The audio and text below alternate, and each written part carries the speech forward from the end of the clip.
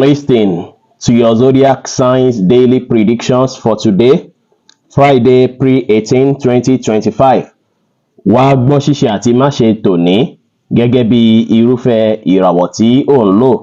Mo kí Ọlọ́run ọba, mo ṣèbà Olódùmarè, ìbà akọ́dá ayé, ìbà aṣẹ̀dá ọ̀run. Mo ṣèbà Ọ̀rúnmìlà, atórí ẹni tí ò sunwọ̀n ṣe. Mo júbà ọkùnrin, mo júbà obìnrin.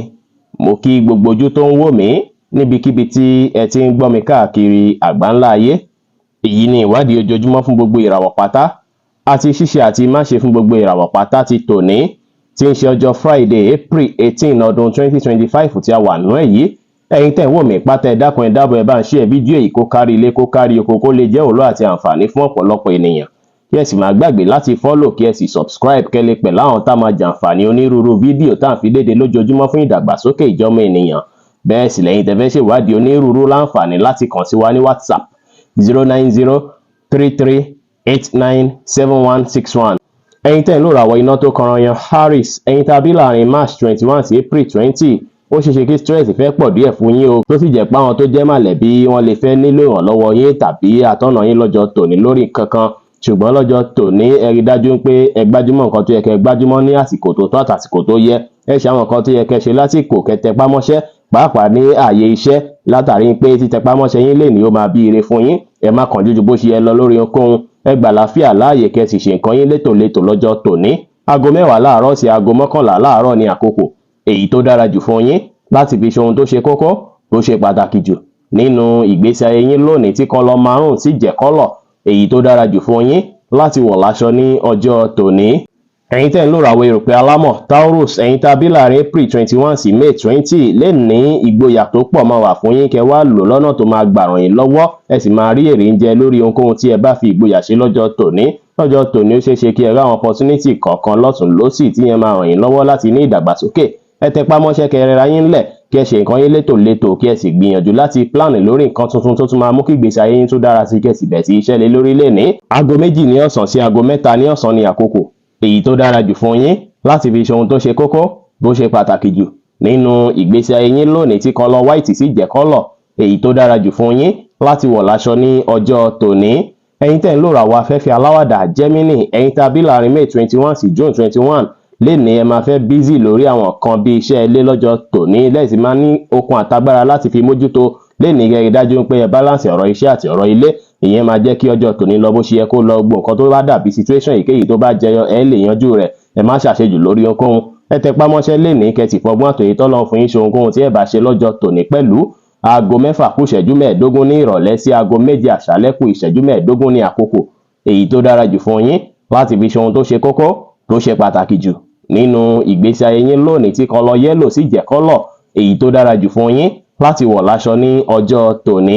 Ẹ̀yin tẹ́ ń lò ràwọ̀ omi agbára Cancer, ẹ̀yin tàbí láàrin June 22 sí July 22, ọjọ́ tòní jọjọ́ tó dára púpọ̀ láti fi decide lórí àwọn nǹkan tí ẹ ní kápálẹ́ lórí láti ṣe, àtàwọn nǹkan tó ṣe ipò ṣeéṣe kó lágbára díẹ̀ fún yín láti ṣe. Ẹ gbọ́dọ̀ mọ̀ yàtọ̀ nínú àwọn nǹkan wọ̀nyí.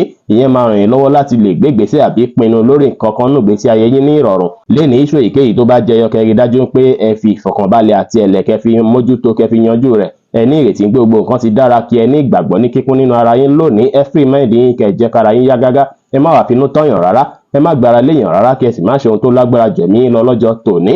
Aago 10 láàárọ̀ sí aago 11 láàárọ̀ ní àkókò èyí tó dára jù fún yín láti fi ṣe ohun tó ṣe kókó, tó ṣe pàtàkì jù nínú ìgbésí ayé yín lónìí, tí kọ́lọ̀ burgundy sì jẹ́ kọ́lọ̀ èyí tó dára jù fún yín láti wọ̀ láṣọ ní ọjọ́ tòní.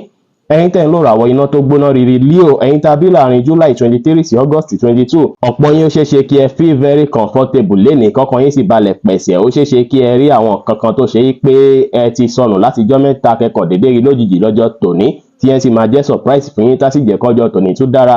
Lénìí kẹ́ ríra yín nírì olóríire.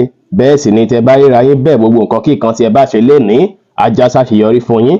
Ẹ tẹpá mọ́ṣẹ́, kẹ́ ṣe dáadáa sáwọn èèyàn. Ẹ rẹra yín lẹ̀, kí ẹ sì wà determine lọ́jọ́ tòní. Turquoise blue jẹ́ kọ́lọ̀ tó dára jù fún yín láti wọ̀ láṣọ lónìí. Aago 5 kọjá ìṣẹ́jú 15 ní ìrọ̀lẹ́ sí aago 6 kọjá ìṣẹ́jú 15 ní ìrọ̀lẹ́ ní àkókò èyí tó dára jù fún yín láti fi ṣe ohun tó ṣe kókó, tó ṣe pàtàkì jù nínú ìgbésí ayé yín ní ọjọ́ tòní. Ẹ̀yin tẹ́ ń lò ràwọ̀ erùpẹ̀ funfun Virgo, ẹ̀yin tá a bí láàrin August 23 sí September 23 lénìí ó ṣeéṣe kí ẹ fẹ́ hùwà bákan lọ́jọ́ tòní, kí ẹ jìnnà sí gbogbo nǹkan tí ó lè bí kí ẹ lose àwọn kankan lọ́jọ́ tòní o. Kẹ́rí dájú pé gbogbo nǹkan ní pátápátá ẹ take care rẹ̀ kí ẹ tọ́jú rẹ̀ dáadáa, tó ó ṣeéṣe kí ẹ misplace àwọn nǹkan ní kan lọ́jọ́ tòní, ṣùgbọ́n ẹ má ṣe rò yìí, ẹ gbọ́dọ̀ wòye sí àwọn ibi tẹ́ máa fa àwọn nǹkan yẹn sí, kẹ́ fojú wò dáadáa pé ibi báyìí mo fi kíní yìí sí, kó má bàa dín pé báwọn mo ṣe sí ọ̀nà ó mo gbé gbà. Ẹ kíyèsára pẹ̀lú ojú àánú lé ní gbogbo àánú kọ́ léèyàn ṣe. Ẹ má ṣàṣejù lórí ohunkóhun, ẹ má jẹ́ kára ya yín ju bó ṣe yẹ lọ, kẹ́ sì fọgbọ́n àtòyé tọ́lọ́run fún yín ṣe ohunkóhun lénìí pẹ̀lú. White jẹ́ kọ́lọ́ tó dára jù fún yín láti wọ̀ láṣọ lónìí. Aago 3 ní ọ̀sán sí aago 4 ní ọ̀sán ní àkókò èyí tó dára jù fún yín láti fi ṣe ohun tó ṣe kókó tó ṣe pàtàkì jù nínú ìgbésí ayé yín ní ọjọ́ tòní.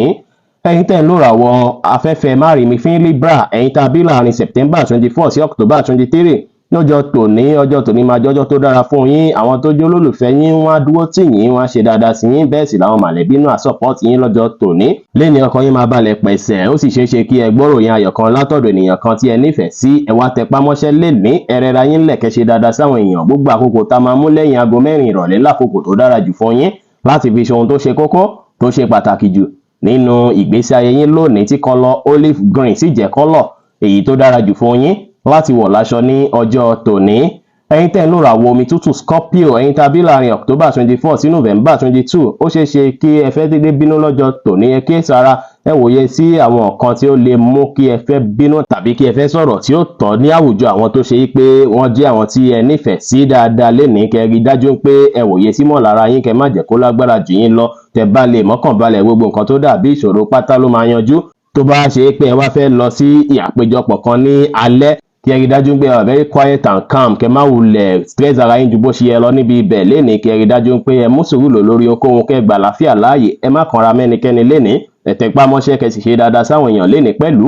Aago 3 ní ọ̀sán sí aago 5 ní ìrọ̀lẹ́ ní àkókò èyí tó dára jù fún yín láti fi ṣe ohun tó ṣe kókó tó ṣe pàtàkì jù nínú ìgbésí ayé yín lónìí, tí kọ́lọ̀ purple sì jẹ́ kọ́lọ̀ èyí tó dára jù fún yín láti wọ̀ láṣọ ní ọjọ́ tòní.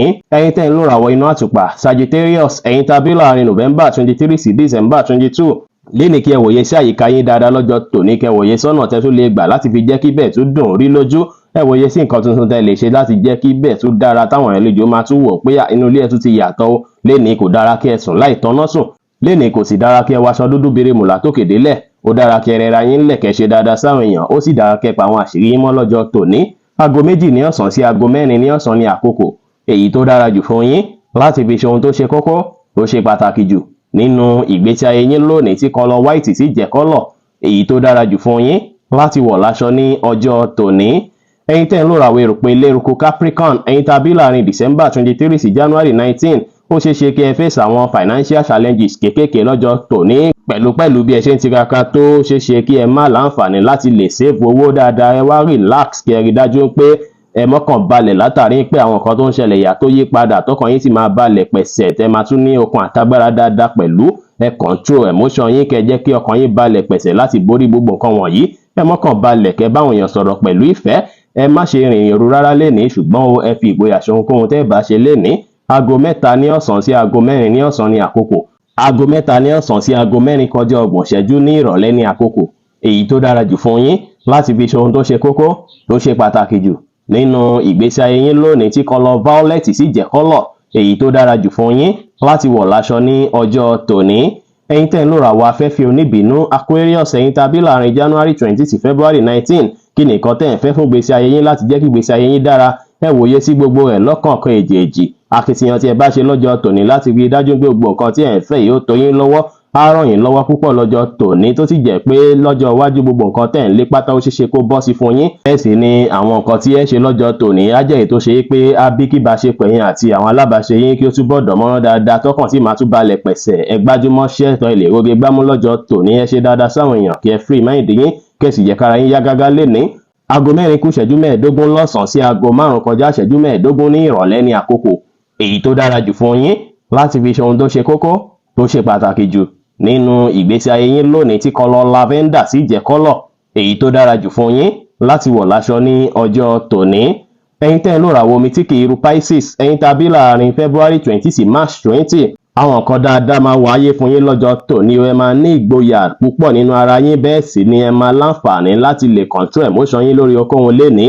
Kí ẹ rí dájú pé ẹ enjoy day yín, kí ẹ sì lò ó lọ́nà tí ó dára tí ó máa gbà ràn yín lọ́wọ́ lọ́jọ́ tòní. Ẹ gbé ìgbésẹ̀ èyí tó ṣe yí pé ẹ fẹ́ gbé lọ́jọ́ tòní ní kété tí ẹ bá jí, tó sì jẹ́ pé tí ẹ bá lè ṣe èyí á jẹ́ kọ́jọ́ tòní dára. Kí ẹ tún rí ṣe dáadáa, ẹ múra dáadáa lénìí, kí ẹ dùn orí, kí ẹ ṣe dáadáa sáwọn èèyàn, ẹ báwọn èèyàn ṣe pẹ̀lú ìfẹ́, kí ẹ sì wá ìrọ̀rùn láwùjọ yín pẹ̀lú. Aago 8 láàárọ̀ sí aago 10 láàárọ̀ ni àkókò èyí tó dára jù fún yín láti fi ṣe ohun tó ṣe kókó tó ṣe pàtàkì jù nínú ìgbésí ayé yín lónìí, tí kọ́lọ̀ grey sì jẹ́ kọ́lọ̀ èyí tó dára jù fún yín láti wọ̀ láṣọ ní ọjọ́ tòní. Bí ó ṣe jẹ́ nìyẹn fún gbogbo irúfẹ́ ìràwọ̀ 12 tó wà pátá. Ẹ̀yin tẹ́ ò mí pátá, ẹ má gbàgbé pé Ọlọ́run bo Olódùmarè nìkan lọ́ba tó ní ìmọ̀ jùlọ. Fẹ́yìn tẹ́ fẹ́ ṣèwádìí onírúurú, ẹ láǹfààní láti kàn sí wa ní WhatsApp 09033389761. Ire gbogbo á jẹ́ tiwa lónìí, lọ́sẹ̀ yìí, lóṣù yìí àti ní gbogbo ọjọ́ ayé wa láṣẹ Ìdùmarè. Ire o.